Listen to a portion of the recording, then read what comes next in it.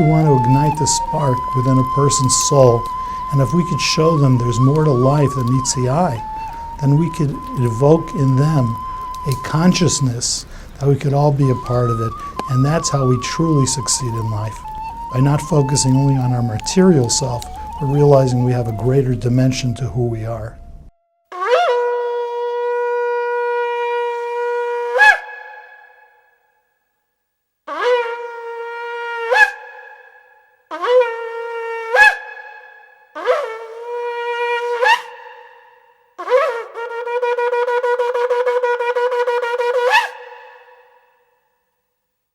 When I came to South Bend, I'd spent 4 years in college. I grew up in a traditional conservative Jewish family. I wouldn't consider myself very religious. I knew that I was Jewish and I kept Yom Kippur, but as far as the rest of the holidays, it was more of like, oh, this is something that we kind of do as a family, but I still would go to school on the holidays and this and that. And so I actually became observant as a result of the Torah Center as well as other factors in the community, some friends. And without the Torah Center, I wouldn't be what I am today.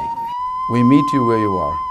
You have all the way from people who are just exploring to people who have gone to the yeshiva. There's many spiritual paths to God that everybody has a right to go on to explore their path.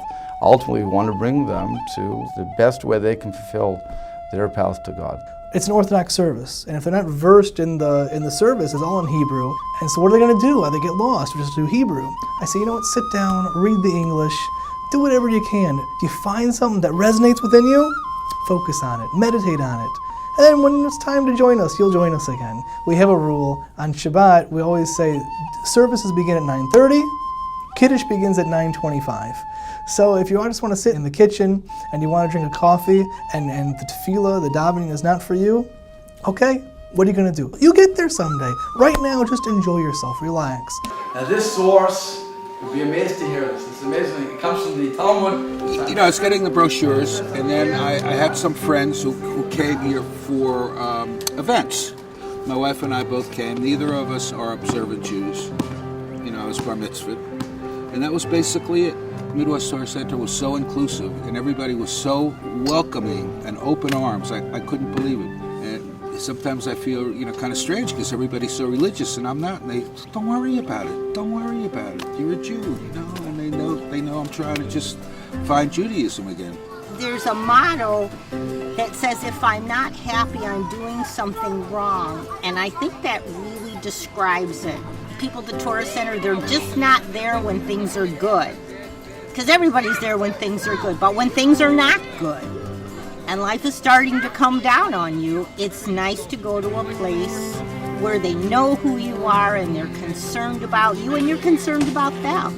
And I've never been in a place where all they want you to do is come and enjoy yourself and take away from it whatever you want. It's the kind of a place where you want to go and bring your family. It was just very friendly, very laid back. I walked in, people were in and out, people were having their coffee, all the kids were running around with their candy, and Rabbi Rhodes was giving candy to little kids. It was nice to see that the kids weren't being shuttled away, whereas when I was growing up, it was as if people get annoyed at the kids, whereas here they're embracing the kids running around. I think it's a great place to socialize, and it's a great place to celebrate who we are as Jewish people. It's really a blend of unique cultures because like my parents, for example, they came from Russia and they were made fun of and they couldn't get to their full potential as human beings because of who they were as Jews. But here, when we're in America, we're actually celebrating it in this Torah Center, and it really allows us to come out who we are as Jewish people, and I'm very proud of that. Once you get people involved in various ways that they're not used to, then they get involved more in your own existing synagogues, your own existing activities. You have to spark the interest in your religion and spirituality. Once people have a taste of that, they'll want more. We're not pushing anybody to do anything. We're there for anybody that wants us. The Torah Center has helped the community overall, you know, where there's a relationship now amongst all forms of Judaism. We're open to everybody, Orthodox, Reform, Conservative, unaffiliated.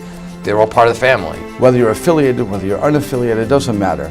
You can come in, you can feel comfortable there. It's just like somebody's described it as a Hillel house on campus. I believe that a lot of barriers have been broken, and people now realize that you could have different beliefs in themselves and still care about each other.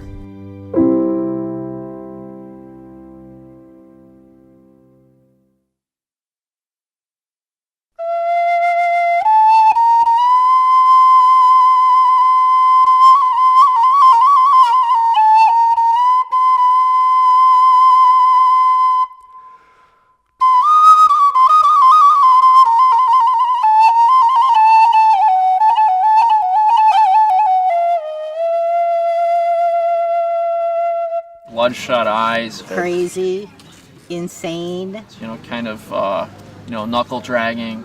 Megalomaniac, high ambitions, frustrated artist, Barbaric. hated the rational world he came from. Before he tortured his subjects, he always gave them lollipops.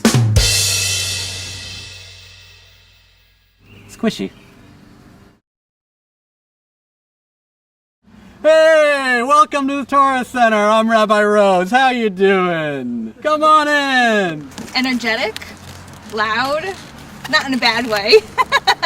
He always comes in and says, "Hey, what's cooking?" That's his line.